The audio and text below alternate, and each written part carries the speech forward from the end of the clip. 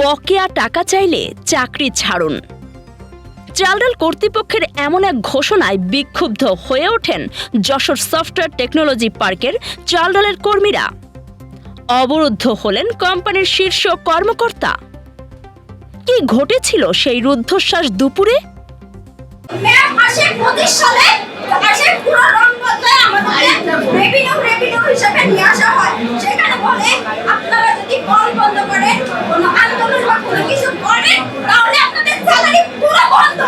এইগুলা কেন?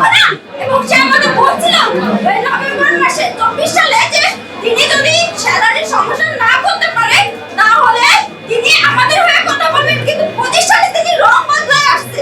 এখন কিভাবে আসছে জানি না, তবে তার উচিত আমাদেরও হয়ে কথা বলা, কারণ আমরা এখানে সবাই কষ্ট করছি। আমি আর 4-5 দিন রান্না করি না বাসায়, এবং এখানে যারা আছে সবাই অনেক কষ্টে আছে স্যার। দেশের অন্যতম স্টার্টআপ প্রতিষ্ঠান চালডাল.com-এর বকেয়া বেতনের দাবিতে গত 3 দিন ধরে চলছিল উত্তেজনা।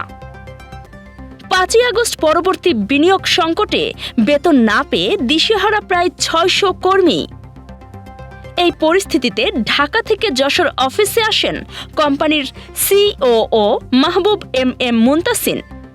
কিন্তু কর্মীদের আশ্বস্ত করার বদলে তিনি সাফ জানিয়ে দেন, কঠিন সময়ে ধৈর্য ধরে কাজ করতে না পারলে পদত্যাগ করে চলে যেতে হবে। বকেয়া বেতন ছাড়া পদত্যাগের এই ঘোষণায় ক্ষুব্ধ হয়ে পড়েন কয়েকশো কর্মী। আমাদের নতুন করে কিছুই বলার নাই, কারণ আমরা এই স্যালারি নিয়ে অনেক দিন থেকে স্যালারি ইস্যুতে পড়ছি। বিগত 3 থেকে 4 মাস ধরে অনেকের ক্লোজিং স্যালারি চলছে, তবে আমাদের নতুন করে কিছুই বলার নাই। আমাদের যে 10টা দাবি দেওয়া হয়েছে সেই 10টা দাবি আমাদের মেনে নিতে হবে। আজ এই জন্য এখানে বসে আছি। কোনো স্যালারি দিচ্ছে না, কিছু না, কবে দেবে জানিও না। আমাদের স্যালারি আমরা তাড়াতাড়ি চাই। রিজাইন দিয়েছে বলে কি আমরা স্যালারি পাবো না?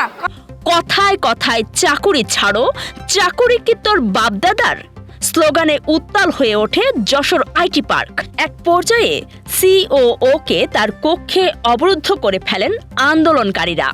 দুপুর গড়িয়ে রাত পর্যন্ত চলে এই মরণপণ লড়াই। মঙ্গলবারেই পরিশোধ করা হয়েছে ডিসেম্বর মাসের বেতন। লিখিত প্রতিশ্রুতি মিলেছে জানুয়ারি ও ফেব্রুয়ারির বকেয়া এবং বোনাস পরিশোধের।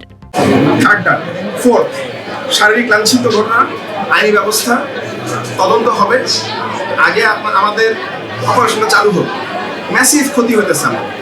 600 পরিবারের দীর্ঘশ্বাস কি তবে আজ থামল? কর্তৃপক্ষ কি পারবে তাদের দেওয়া কথা রাখতে? ওয়াসিম হোসেন ও রোহিত হোসেন রনির তথ্য ও ভিডিও চিত্রে কাজী সাইমা, রাত দিন নিউজ।